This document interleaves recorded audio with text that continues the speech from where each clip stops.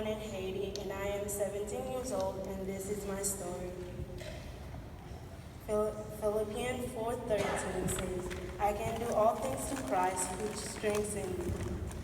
This is a scripture I have clung to and believed in since moving to the Children's Baptist home. My life in Haiti was not easy. When I was born, my father did not believe that I was his child, and therefore, he did not want me. It was very hard knowing you were not wanted by your own family. My father and my mother would fight in front of us all the time, and my father will always turn on me and my siblings and beat us.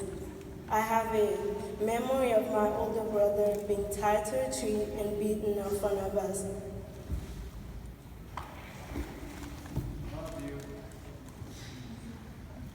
My father beat me so many times that I would turn to my neighbor's house and the lady there would try to protect me from him.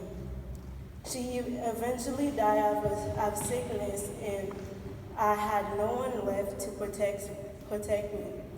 My life was hard. As I grew older, I tried to forgive my dad for the things he had done, but he too eventually got sick, and he went to the hospital and never returned.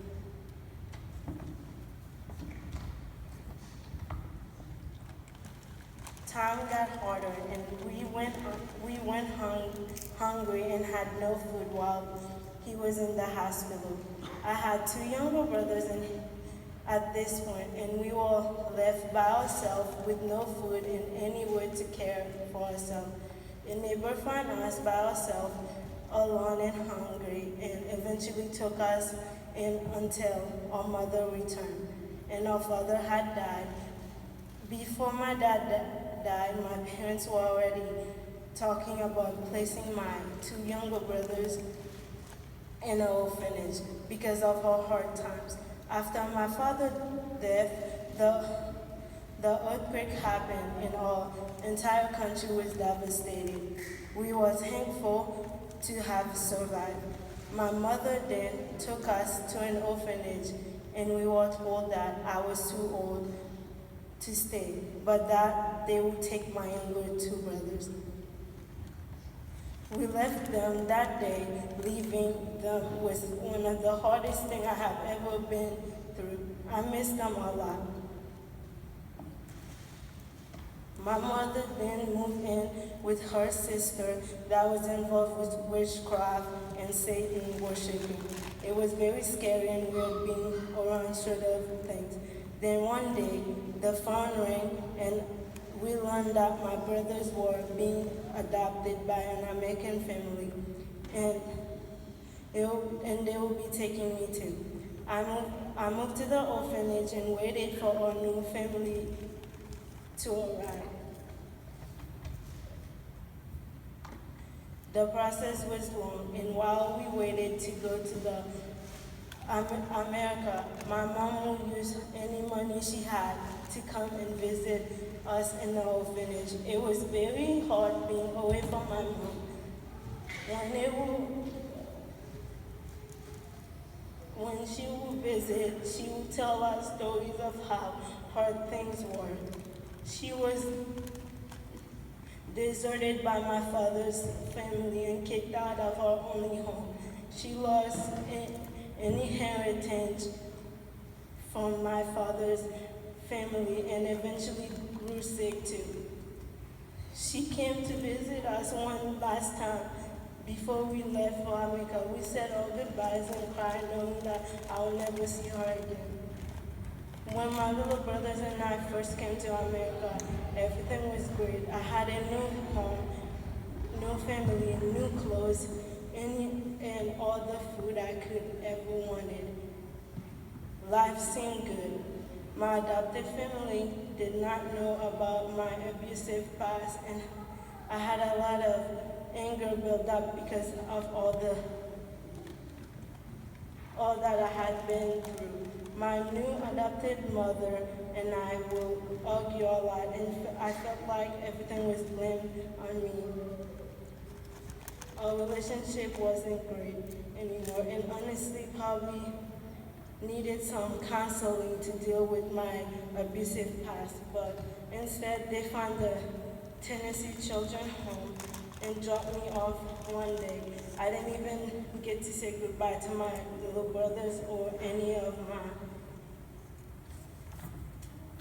friends I had made.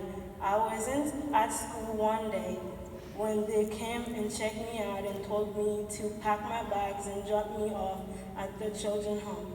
They promised they will be back, and they promised they will visit me. They promised me I'll be back home by the end of the summer. They never returned. I kept calling them every day, and they will ignore my calls. And one day I told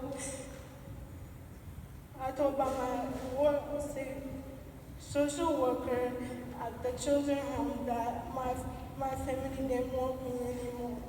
They didn't want me to call anymore. It was heartbroken. I went to my social worker a lot asking when they were coming back.